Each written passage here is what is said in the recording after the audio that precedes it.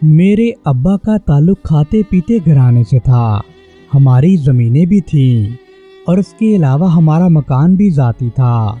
मकान के अलावा भी शहर में एक बहुत बड़ा जनरल स्टोर भी था। गर्ज हमारी आमदनी इतनी ज़्यादा थी कि हम लोग ऐशो इशरत की ज़िंदगी गुजार रहे थे। वालिद साहब इकलौते बेटे थे, ना तो उनका कोई भाई था और ना ही बहनें थी। दादा दादी तो बहुत पहले ही मर गए थे। अम्मी जान ने उनसे पसंद की शादी की थी, इसलिए ददियाल वाले अम्मी से ताल्लुक नहीं रखना चाहते थे। करीबी रिश्तों का साथ न होने के बावजूद मेरी अम्मी जान बड़ी अच्छी ज़िंदगी गुजार रही थी।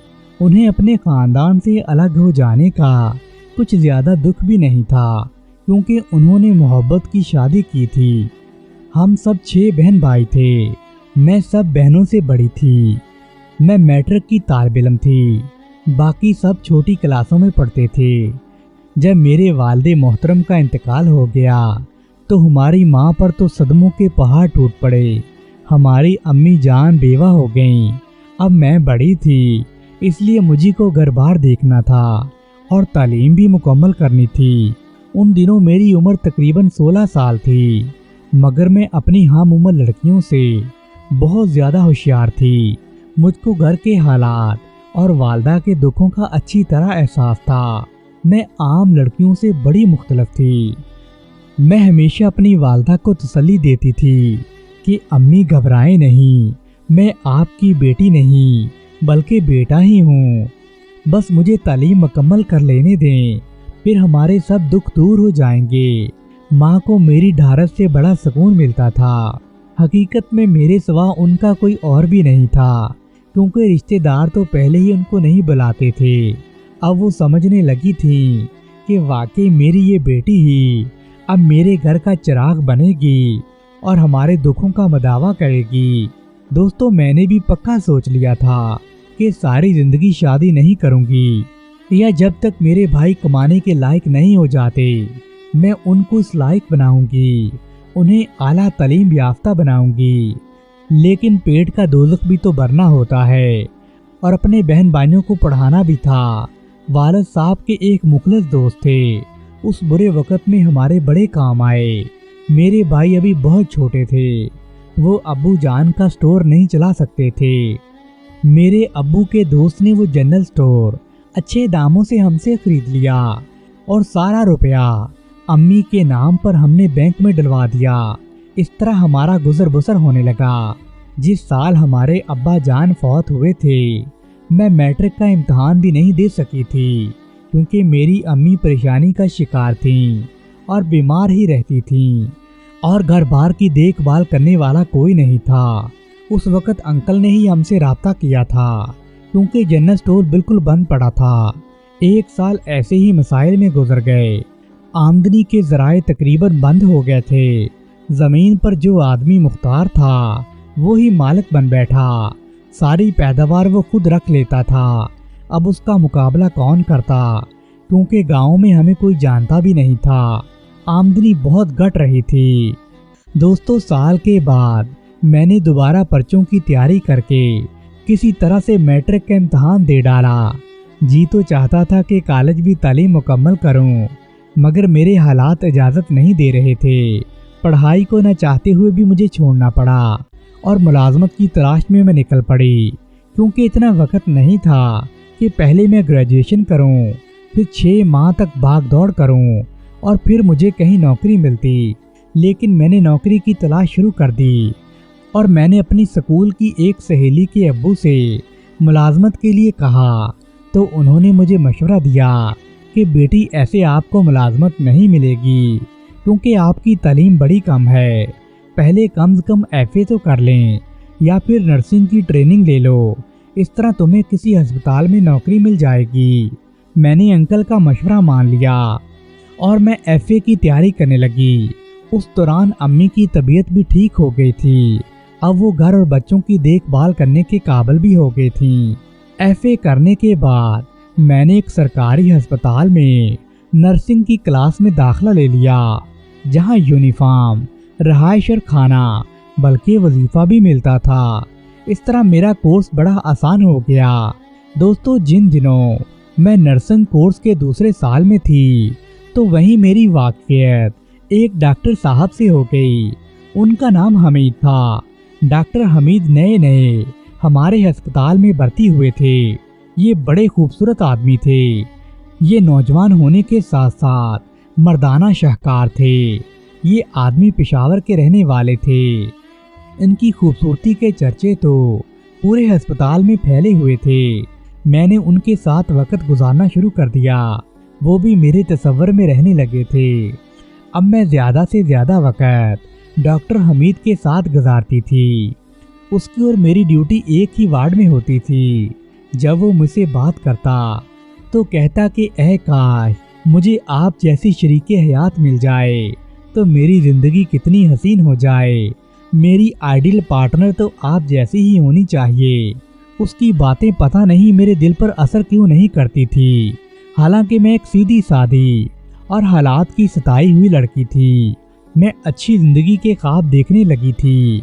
हमीद ने मुझे ऐसे सब्ज़ बाग दिखाए कि आखिर मैं उसके बारे में सोचने लगी और मेरा दिल अब नर्सिंग क्लास से भी उचाट हो गया था।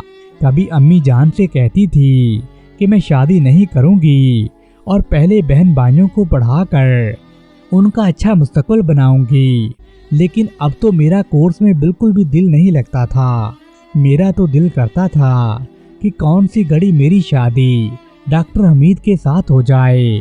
जब मैंने घर में अम्मी जान को डॉक्टर के बारे में बताया कि डॉक्टर साहब मुझे बहुत पसंद करते हैं और शादी के लिए बड़ा जोर दे रहे हैं, तो मेरी खुशी की खातिर अम्मी जान मेरी शादी उस डॉक्टर साहब से करने पर राजी हो गईं। एक रोज डॉक्टर हमीद हमारे घर आए और अम्मी से बात करने लगे और कहने लगे, आंटी जी मैं आपको साफ साफ बताकर फिर ही रिश्ता मांगूंगा। आगे आपकी मर्जी है। मैं आपको कभी भी धोखा देना नहीं चाहता। तो सुनिए, मैं पहले से शादीशुदा मर्द हूँ। मेरे 2 बच्चे भी हैं। दोस्तों, जब वालदा के सामने डॉक्टर हमीद ने ये बात की तो मेरी अम्मी तो सोच में पड़ गईं और कहने लगी, बेटा मुझे कुछ दिन सोचने के लिए दो, मैं सोच कर जवाब दूंगी। अम्मी ने मुझसे कहा, बेटा तुम कैसे आदमी के चक्कर में पड़ गई हो। वो शादीशुदा ही नहीं बल्कि 2 बच्चों का बाप भी है। तुम क्यों अपनी जिंदगी बर्बाद करने चली हो। अम्मी की बात भी ठीक थी और मुझे गुस्सा भी आ रहा था, क्योंकि डॉक्टर हमीद ने मुझे पहले अपनी शादी के बारे में नहीं बताया था। आखिर मैंने शादी से इनकार कर दिया, लेकिन मुझे बड़ा दुख पहुंचा कि डॉक्टर हमीद ने आकर मेरे साथ ऐसा क्यों किया और मैं सदमे से बहुत बीमार पड़ गई और नर्सिंग का कोर्स भी मैंने बीच में ही छोड़ दिया। जब हमीद साहब को पता चला कि मैं बहुत बीमार हूँ और मैंने कोर्स भी छोड़ दिया है, तो अपने दोस्त के साथ मेरी खैरियत मालूम करने मेरे घर आए। उनका दोस्त बहुत खूबरू नौजवान था। वो एक कारोबारी आदमी था। उसका नाम जलाल खान था। ये लोग सवात के रहने वाले थे। थोड़ी देर बैठने के बाद वो हमारे घर से चले गए। 1 हफ्ते के बाद जलाल खान ने मुझसे राब्ता किया और कहने लगा, तुम हमीद का ख्याल छोड़ दो। वो 1 नंबर का धोखेबाज और झूठा आदमी है। वो मेरा दोस्त है। मैं उसे अच्छी तरह जानता हूँ। तुम एक शरीफ और अच्छी लड़की हो। अगर तुम चाहो तो मैं तुमसे शादी करने के लिए तैयार हूँ। तुम मेरे घर में जाकर पता कर सकती हो। मैं बिल्कुल गैर शादीशुदा मर्द हूँ और मेरे पास बहुत पैसा है। तुम और तुम्हारे घर वाले ऐशो आराम करेंगे। मैं तुम्हारे घर वालों की भी मदद करूँगा। तुम्हारे भाइयों को भी सेटल करा दूंगा और तुम लोगों को गुर्बत के झंझट से निकाल दूंगा। इसलिए अपने लिए नहीं तो अपने घर वालों की खातिर मैंने जलाल के बारे में सोचना शुरू कर दिया। जब दूसरी बार वो हमारे घर आया तो मुझसे मेरी छोटी बहन जो 10वीं की तालबा थी, वो बड़ी खूबसूरत थी।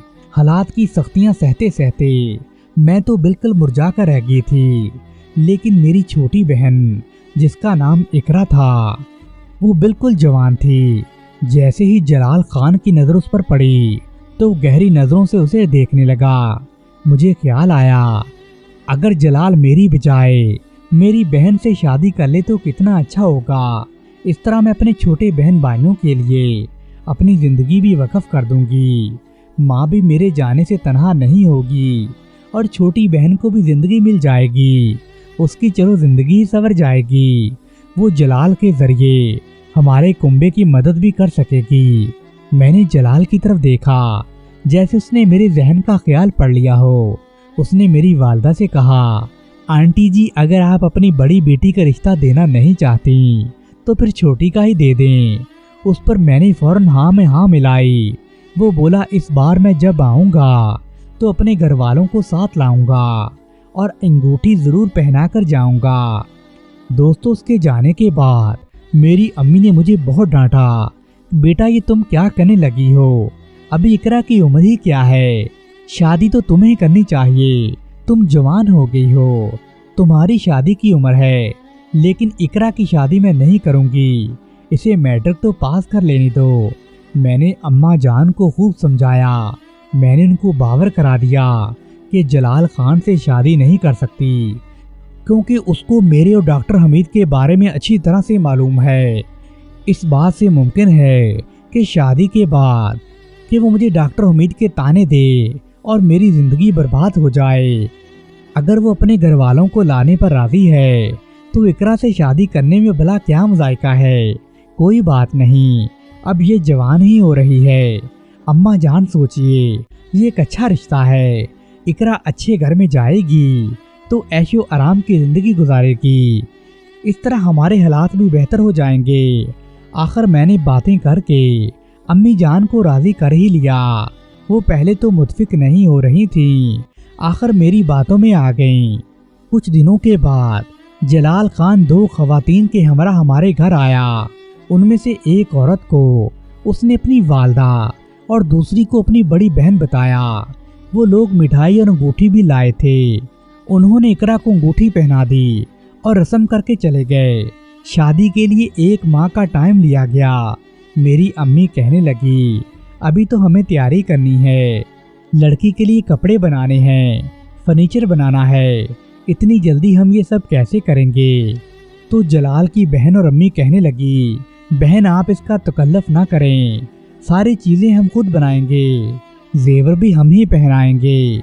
ये बातें सुन के मेरी अम्मी बड़ी खुश हुई कि शादी का तमाम खर्चा लड़के वालों ने अपने जिम्मे ले लिया है। जब शादी की तारीख करीब आई तो जलाल ने बताया कि हमारे करीबी अजीज की मौत हो गई है, लिहाजा शादी नहाए सादगी से हो गई। 2 कपड़ों में ब्याह कर इकरा जलाल खान के साथ चली गई।